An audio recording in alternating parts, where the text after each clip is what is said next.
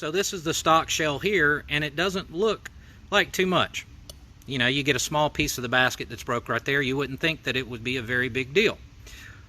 Well, now let's take a look at the inner primary.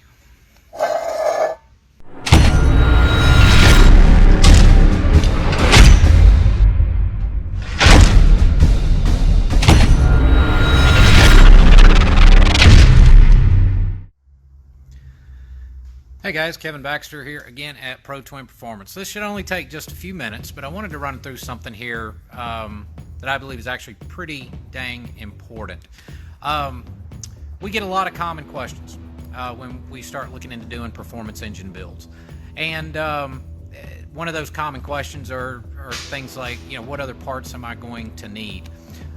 So I want to go over a couple of things and explain why we recommend parts sometimes and other times we don't.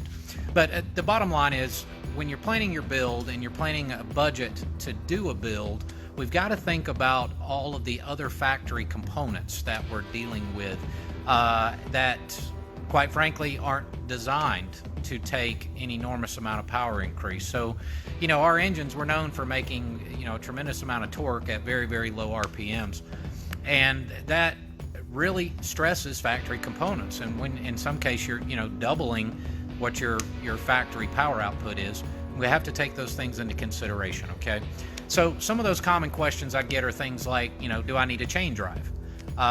You know, we'll recommend things like clutch baskets, compensators, primary chain tensioners, transmissions, and other parts that complement the build.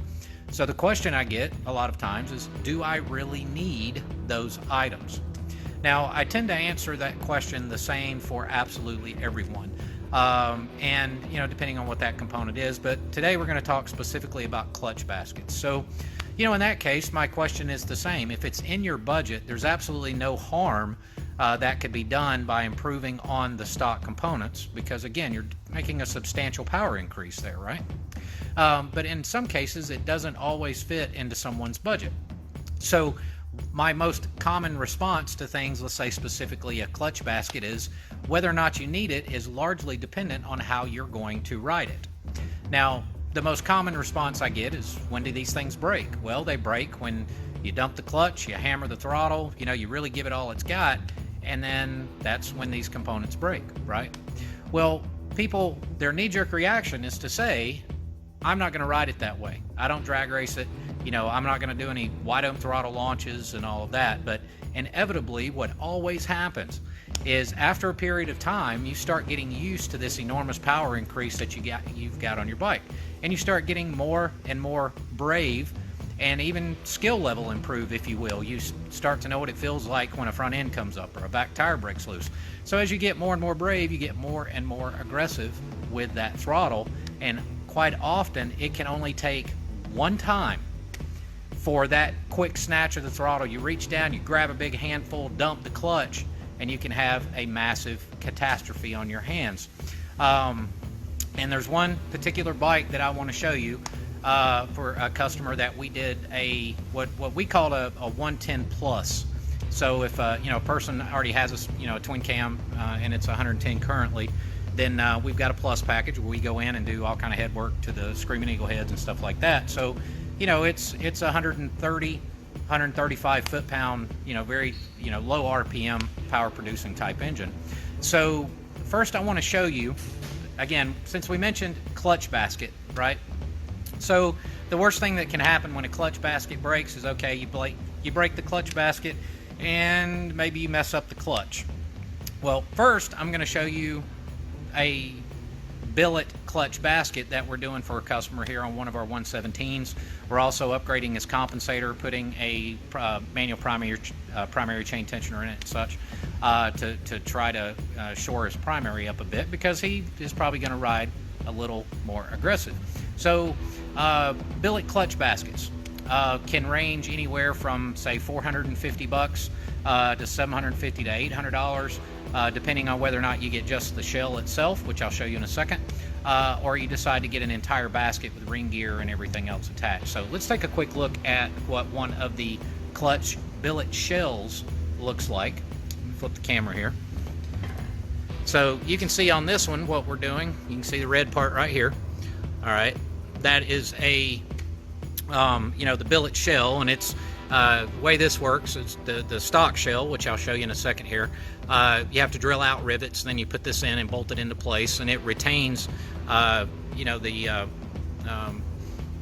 stock sprott ring gear and everything else in there. And in this one we've got an American Prime clutch in there as well.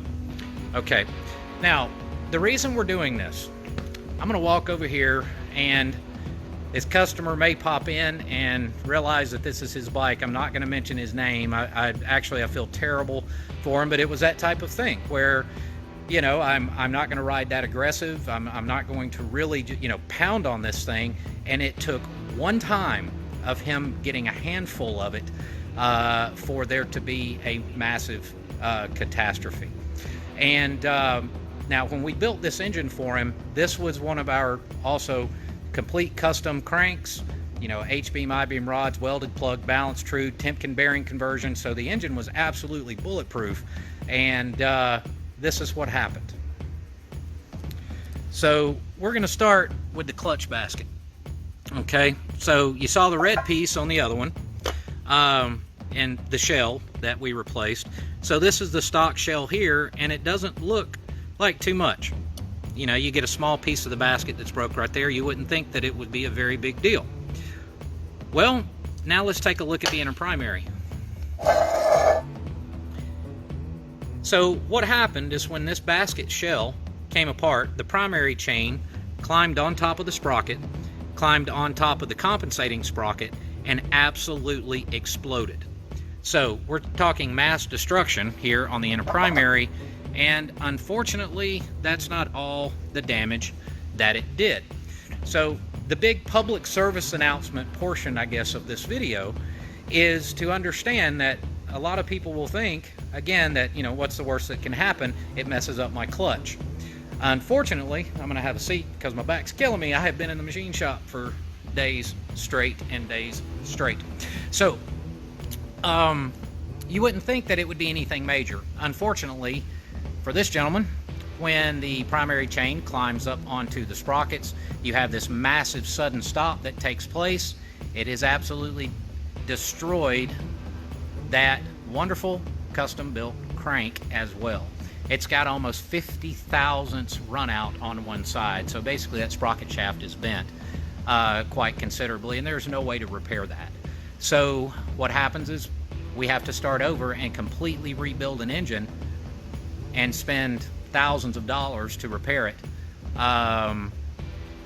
because of a relatively inexpensive clutch basket when you consider the cost of what it takes to do a full build like that. So when you're considering doing a full build, one like ours, and there's some other guys out there doing great engines too, if it's going to be a big power output engine, at first you think, I'm not going to ride it that way. But as you get used to it, you will ride it that way. That's what you paid for. You paid for a hot rod that you can hammer down on. And before you do that, and you grab a handful of that throttle, you got to think about all of those stock components that are still left in there that could, at a blink of an eye, massive destruction, unfortunately, just like his bike there. So when we talk to you about extra parts and things, these optional items, feel free to ask questions. We'll explain why. We'll tell you why. We don't want to just get in your wallet. What we want you to do is have a bulletproof bike that you can rely on and hammer on and pound on. And sometimes those parts are expensive, but it's cheaper to do it in the beginning. So everyone, thank you so much for watching, hanging in there with us. The shop is absolutely hammered, covered up. Thanks to everybody for all your support and bringing the work to us and hanging in there with us. The weather's killing us. I know it's killing you guys. You want to be out riding. I want you riding your bikes that we have here, but we got to have good weather to break in and tune and diagnose and all the things that go along with it. So everyone, have a great weekend. Stay dry, stay warm, and take care of yourselves. Ride safe.